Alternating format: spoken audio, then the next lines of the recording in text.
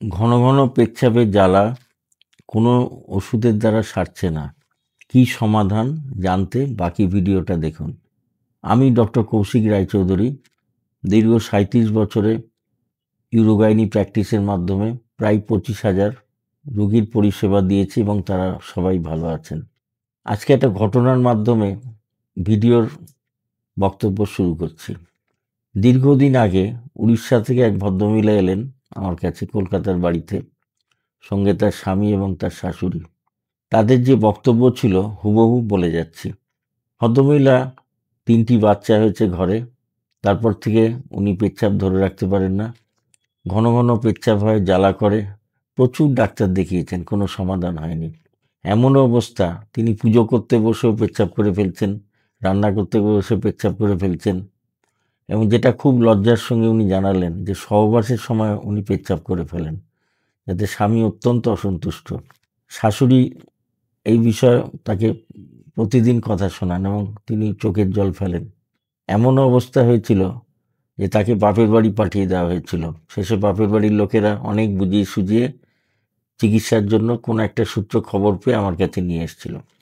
যাই হোক, আসল কথা এবার আসি। তাকে এক্সামিন করে দেখলাম যে তার পেচ্ছাপের থলিটা নেমে এসছে। ডেলিভারি কারণে পেচ্ছাপের থলির সামনে একটা পর্দা থাকে, আমি অনেকবার বলেছি প্রিভেসাইকাল ফাসা, সেটা ছিঁড়ে গিয়ে নেমে এসছে এবং সেখানে পেচ্ছাপ জমে থাকছে। এবার জমা পেচ্ছাপে ইনফেকশন হচ্ছে, সেই ইনফেকশন কিডনি পর্যন্ত পৌঁছে যাচ্ছে। জ্বর আসছে, তলপেটে ব্যথা হচ্ছে, কোমরে ব্যথা হচ্ছে, বিভিন্ন সমস্যা তৈরি হচ্ছে। একের পর এক ডাক্তারবাবুরা দেখছেন, কিন্তু কখনো তাকে যত্ন করে কাসকো স্পেকুলাম দিয়ে বা প্রপার ওয়েতে এক্সামিন করা হয়নি, যার জন্য পেচ্ছাপের থলি নেমে আসার যেটা পরিভাষা সিস্টোসিল, সেটা ধরা পড়েনি। এবার তারা বারে বারে ওষুধ দিচ্ছেন, অ্যান্টিবায়োটিক, ওয়েস্টেজ হচ্ছে, কিন্তু কোনো লাভ হচ্ছে না। অ্যান্টিবায়োটিকের কোর্স শেষ হওয়া পর্যন্ত হয়তো একটু ভালো থাকছেন, তারপরে আবার দেখে সেই। এরপরে হতাশা বাড়ছে, পরিবারের মধ্যে রাগারাগি, অশান্তি চরমে ওঠে এবং তারপরে প্রায় বিচ্ছেদের পর্যায়ে চলে গেছিল। আমি একটা ডায়াগ্রামের মাধ্যমে আপনাদের দেখাচ্ছি যে ঠিক ওনার কি হয়েছিল, সেটা দেখুন, তারপরে কিভাবে সমাধান হয়েছিল পরে বলছি। এবার ছবির মাধ্যমে দেখাই যে কিভাবে এই গন্ডগোল হচ্ছে। এটা নাভি, এটা মহিলার তলপেট, এটা মেয়েদের জরায়ু,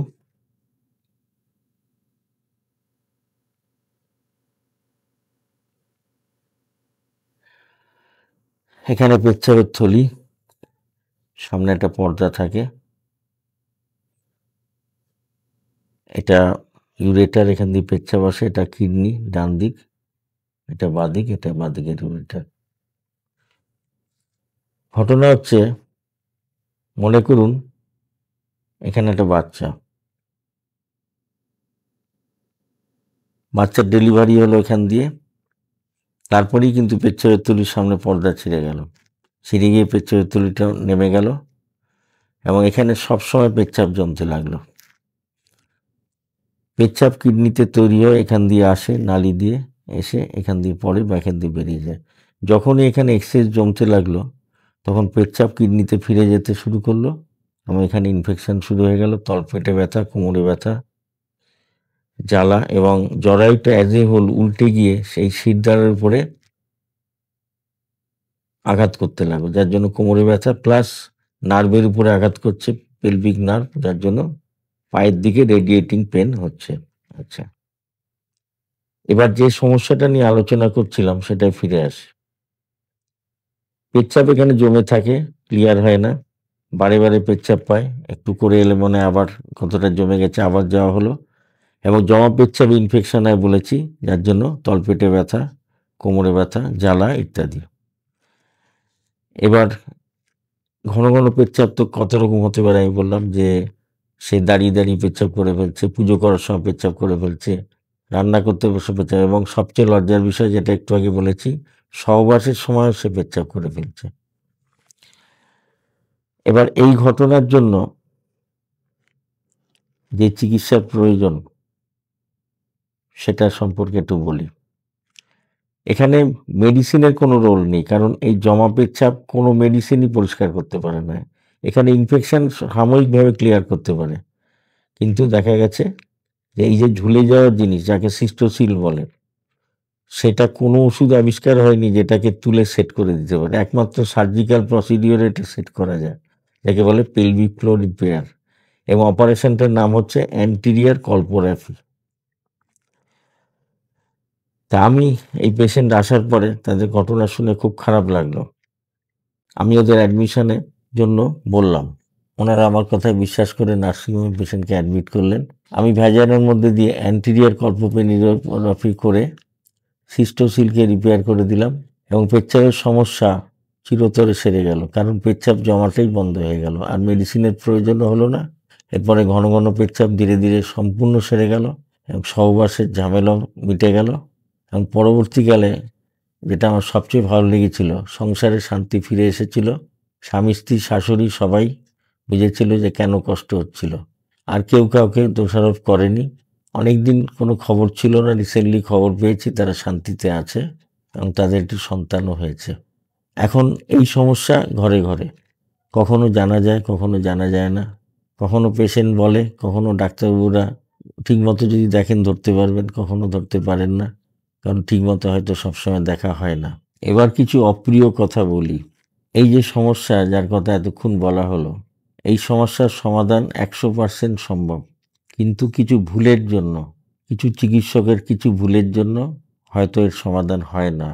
বারে বারে মেডিসিন দিয়ে চিকিৎসা হয়, কিন্তু রোগ সারে না, কারণ মেডিসিন এর চিকিৎসা নয় কখনোই। যে জিনিসটা ঝুলে গেছে, ব্লাডার ঝুলে গেছে, যেটা সিস্টোসিল আমি বললাম, সেটা সার্জিক্যালি কারেকশান করতে হবে, নট বাই মেডিসিন। এবং কারেকশান করার পরে আপনি মেডিসিন দিতে পারেন, কোনো অসুবিধা নেই, কিন্তু কারেকশান করার আগে নয়। ওষুধ সম্পূর্ণভাবে বিফলে যাবে এবং রুগীর হতাশা বাড়বে। এই কথাটা অবশ্যই মনে রাখা প্রয়োজন। এবার একটাই কথা যার জন্য এই ভিডিওর অবতারণা করা হয়েছে, সেটা হচ্ছে যদি কখনো এরম সমস্যায় পড়েন, ঘন ঘন পেচ্ছাপ, জ্বালা পোড়া, কোমরে ব্যথা, তলপেটে ব্যথা, জ্বর জ্বর ভাব, সহবাসের সমস্যা তার সঙ্গে, অবশ্যই ডাক্তারবাবুর কাছে যাবেন এবং তাকে খুলে বলবেন, যাতে প্রপার ট্রিটমেন্ট ঠিক সময়ে হয়। এবং এটা আমি গ্যারেন্টি দিয়ে বলতে পারি, এই সমস্যার আরোগ্য সম্ভব এবং চিরতরে আরোগ্য করা যায়। যদি কখনো মনে হয় যে আমার এই ভিডিও দেখে আমার সঙ্গে কোনোভাবে যোগাযোগ করতে চান, তাহলে আসতে পারেন। এই নিচে যে নাম্বারটি যাচ্ছে সেই নাম্বারটা ক্লিক করে যোগাযোগের মাধ্যম রয়েছে, এটুকু বলতে পারি।